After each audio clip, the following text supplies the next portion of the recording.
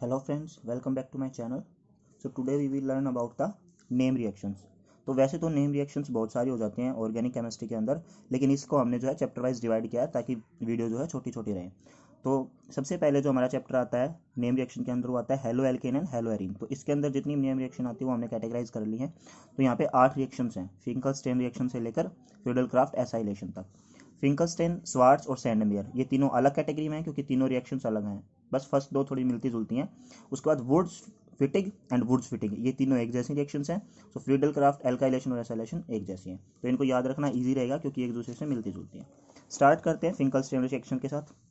फिंकलस्टेन की जो स्पेलिंग है इसमें आप देखोगे कि कौन सा अल्फाबेट ऐसा है जो सबसे ज़्यादा बार रिपीट हुआ है, that is I, and I stand for iodine. ये जो है याद करने का तरीका है सिर्फ, ऐसा कुछ एक्चुअल में ऐसा कुछ नहीं है। So I stand for the iodine, तो इसलिए क्या बनाएगा ये आयोडाइड की फॉर्मेशन करेगा, आयोडाइड, ठीक है। और इसका पहला अल्फाबेट जो है वो क्या है, एफ, एफ स्टैंड फॉर फ्लोरो, और फ्लोरो क्या होता है, हेलोजन होता है। ये याद करने का तरीका है मेरा, आपका हो सकता है कुछ अलग हो। तो एफ स्टैंड फॉर फ्लोरो और फ्लोरो मीन्स हेलोजन। तो ये रिएक्शंस किसकी हैं, हेलोजन की रिएक्शन है, और क्या बना रही है हमारे पास ये आयोडाइड की फॉर्मेशन हो रही है। अब इसमें एक याद रखने वाली बात कौन सी है कि ये जो आयोडाइड बनेगा वो कैसा बनेगा, एराइल, ना कि एल्काइल। एराइल और एल्काइल में क्या डिफरेंस होता है, aryl as the aromatic and alkyl as the aliphatic. तो ये एराइल आयोडाइड बनाएगा। अब इसके अंदर देखो जो रिएक्शंस दिखा रखी हैं, आयोडीन के सोर्स के तौर पे हमने क्या यूज़ किया, सोडियम आयोडेट यूज़ कर लिया। ये आयोडीन इस क्लोरीन को रिप्लेस कर दिया और खुद यहाँ पे लाके लग जाएगा, तो हमारा क्या बनेगा, यहाँ पे हमारा बन गया अराइल आयोडाइड, ठीक है। अब तुमने देखा होगा 17 ग्रुप के अंदर पीरियोडिक टेबल के अंदर कि फ्लोरीन, क्लोरीन, ब्रोमीन और आयोडीन, सबसे नीचे क्या आता है, आयोडीन। तो आयोडीन के ऊपर पावर होती है कि किसी भी हेलोजन कंपाउंड को रिप्लेस कर सकता है, फ्लोरीन हो, क्लोरीन हो या ब्रोमीन है, ठीक है। तो सबको रिप्लेस कर देगा यहाँ से और खुद उसकी जगह लग जाएगा। यहाँ पे रिएजेंट यूज होगा एसीटोन। अब आते हैं स्वार्ट्ज रिएक्शन के अंदर, ये भी इससे मिलती जुलती रिएक्शन है। द ओनली डिफरेंस इज कि यहाँ पे तो अराइल आयोडाइड फॉर्म हो रहा था और यहाँ पे एल्काइल आयोडाइड फॉर्म होगा। दूसरा डिफरेंस यहाँ पे क्या है कि यहाँ पे जो है आयोडाइड, ठीक है, आयोडाइड फॉर्मेशन हो रही थी, यहाँ पे फ्लोराइड फॉर्मेशन होगी, बाकी सब कुछ सेम है। यानी कि एराइल की जगह एल्काइल आ गया और आयोडाइड की जगह फ्लोराइड आ गया। अब आयोडाइड सबसे नीचे आता था, ठीक है, लेकिन फ्लोराइड सबसे ऊपर आता है, तो इसके ऊपर पावर आती है कि नीचे वाले सभी को रिप्लेस कर सके, ठीक है। तो इसकी जगह कोई भी होगा यहाँ पे एक्स में, तो फ्लोराइड जो है एक्स को रिप्लेस कर सकता है, ठीक है, इनमें से कोई भी एक्स की जगह हो सकता है। So that is the main difference between the Finkelstein and the Swarts reaction. Next is the Sandmeyer reaction. Sandmeyer reaction जो है इंटरमीडिएट फॉर्मेशन के थ्रू होती है, और इंटरमीडिएट जिसमें बनता होता है डायजोनियम साल्ट।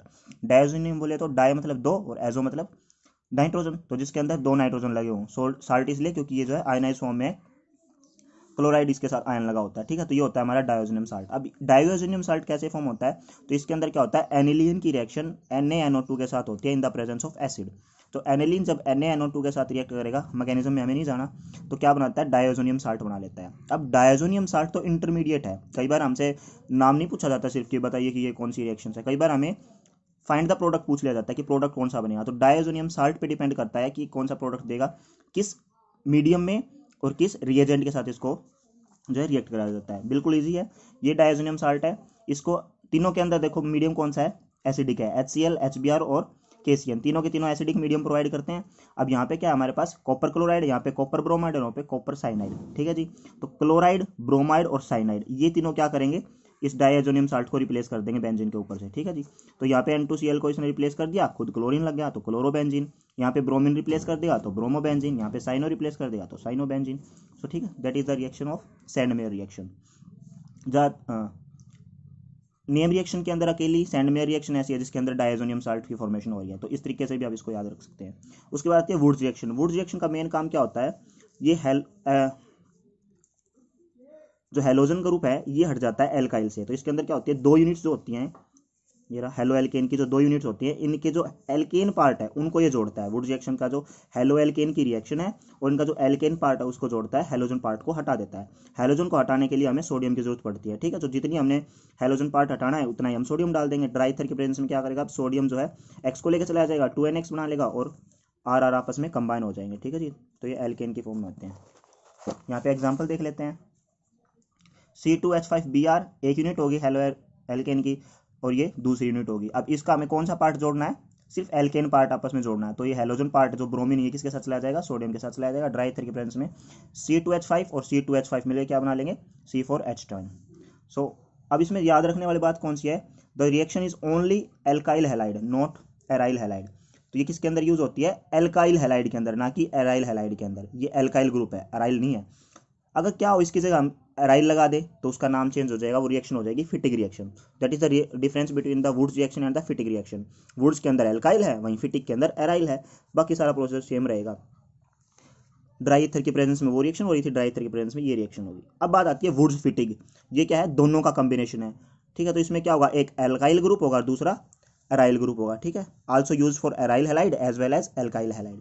तो देखिए यहाँ पे ये क्या है, एराइल हैलाइड और ये क्या है, एल्काइल हैलाइड। तो करना क्या, हमने आर को ही आपस में जोड़ना है। इसमें वो बात अलग है कि एक एल्काइल है एक एराइल है, तो ये दोनों पार्ट आपस में जुड़ जाएंगे ड्राई ईथर की प्रेजेंस में, और जो सोडियम क्लोराइड अलग से निकल जाएगा और क्या बना लेगा, टोल्यूइन बना लेगा, क्योंकि एक आर क्या था, एल्काइल, और दूसरा आर क्या था, एराइल। तो होगी तीनों reactions, Wurtz reaction, Fittig reaction, Wurtz Fittig. अब बात आती है फ्रीडल क्राफ्ट की। फ्रीडल क्राफ्ट के अंदर दो रिएक्शंस आती हैं, एल्काइलेशन एंड एसाइलेशन, ठीक है। एल्काइलेशन और एसाइलेशन मतलब टू ऐड एल्काइल और इसमें टू ऐड एसाइल। अगर यहाँ पे डी ग्रुप लगा होता तो इसका मतलब ये था, अगर ये डी ई लगा होता इसका मतलब था डी एल्काइलेशन, यानी कि एल्काइलेशन को हम अलग कर रहे हैं। लेकिन अब क्या लगा है, एल्काइलेशन, यानी कि एल्काइल ग्रुप को ऐड कर रहे हैं। एल्काइल ग्रुप कौन सा होता है, ये रहा CH3, ऑब्वियस सी बात है, एल्केन एल्कीन एल्काइन इस टाइप के होते हैं ना। उसी तरीके से एसाइल कौन सा होता है, CH3 C double bond O, इसे हम एसाइल ग्रुप बोलते हैं। तो इसके अंदर ये जाके इसके साथ ऐड हो जाएगा और टोलिन बना लेगा। अच्छा, किसके साथ रिएक्ट कर रहा था हमें, ये भी तो इंपॉर्टेंट है कि किससे ऐड होगा। तो किससे जाके लगेगा, ये क्या होता है, बेंजीन या फिर बेंजीन का कोई भी डेरिवेटिव हो। यहाँ पे बेंजीन के साथ रिएक्शन दिखाई हुई है और यहाँ पे बेंजीन का डेरिवेटिव यानी कि क्लोरोबेंजीन है। तो ये जो है CH3 इसको रिप्लेस नहीं करेगा, इसके साथ ही जाके अटैच हो जाएगा, ये यहाँ पे याद रखने की बात है, ठीक है जी। वो रिएक्शन जिसके अंदर रिप्लेस कर रहा था वो अलग थी, उसके अंदर भी CH3 तो रिप्लेस नहीं कर सकता, उसके अंदर भी यहाँ पे हेलोजन था, that is Finkelstein and Swarts reaction. CH3 आके यहाँ पे लग जाएगा और दो प्रोटॉन बना लेगा, मेजर और माइनर। ऑब्वियस सी बात है ये मेजर है क्योंकि स्टीरिक इंडाइसिस में नहीं रहेगी। एसाइलेशन के अंदर क्या होगा, एसाइल ग्रुप आके ऐड हो जाएगा, सेम रिएक्शन है।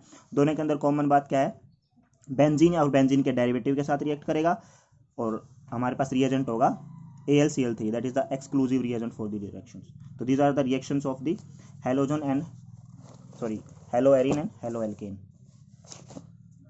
Next is alcohol, phenol and ether. ये अगला चैप्टर है, इसकी रिएक्शन हम अगले वीडियो में करेंगे क्योंकि वीडियो बुक काफ़ी लंबी हो जाती है, ठीक है। तो आप एक बार ये देख लीजिए, पढ़ लीजिए, नोट्स में डिस्क्रिप्शन में डाल दूंगा इनका PDF बना के, ठीक है। Thank you.